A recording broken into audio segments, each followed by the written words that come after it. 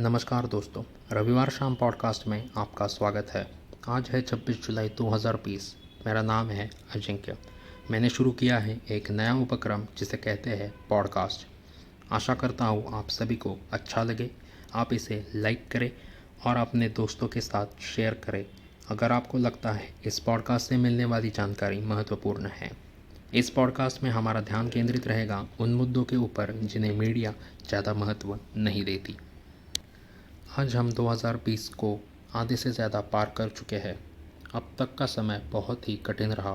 आने वाला समय शायद और भी कठिन हो।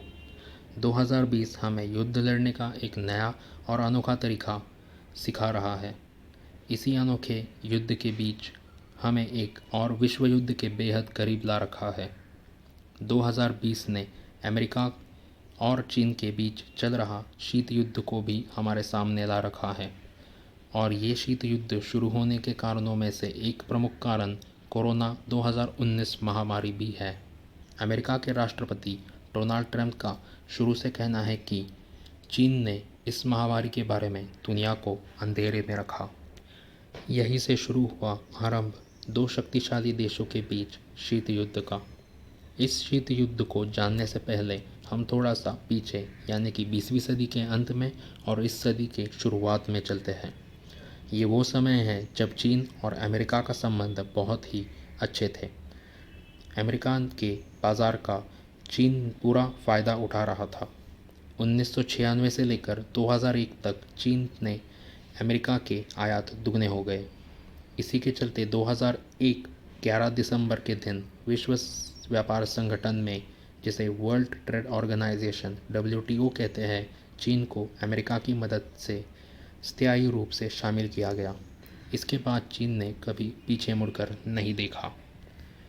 अमेरिका के बाज़ार का पूरा इस्तेमाल करके चीन ने अपनी अर्थव्यवस्था को एक नई ऊंचाई पर रख दिया है। यही कारण बना अमेरिका को व्यापार घाटा, जिसे ट्रेड डेफिसिट भी कहा जाता है, होना शुरू हुआ। चीन ने विश्व के सारे बाज़ारों पर अपनी छाप छोड़ना शुरू किया, जिसमें से एक हमारा भारतीय बाज़ार भी है। लौटते हैं अमेरिका और चीन के शीत युद्ध की तरफ। अमेरिका के राष्ट्रपति डोनाल्ड ट्रंप जैसे ही आसन पर विराजमान हुए, अमेरिका ने चीन पर प्रशुल्क लगाना शुरू किया।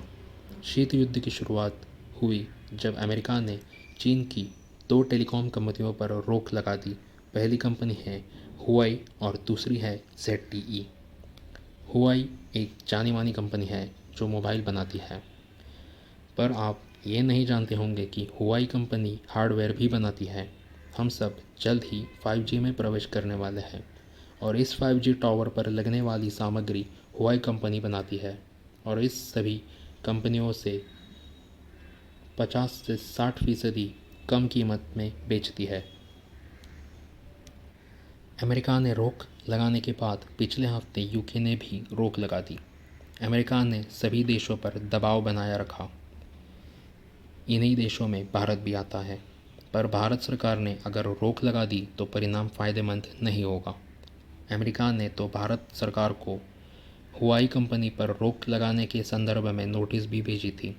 इसी के चलते चीन ने भी भारत पर रिवर्स सैंक्शन लगाने की बात की। दो शक्तिशाली देशों के बीच ये समय बहुत ही कठिन है। हम सभी को आशा है शीत युद्ध का नतीजा युद्ध न हो। ये पॉडकास्ट इस नए युग के शीत युद्ध के बारे में जानकारी देने वाली एक पहल थी। आज है 26 जुलाई। आज ही के दिन 1999 में कारगिल युद्ध हुआ था।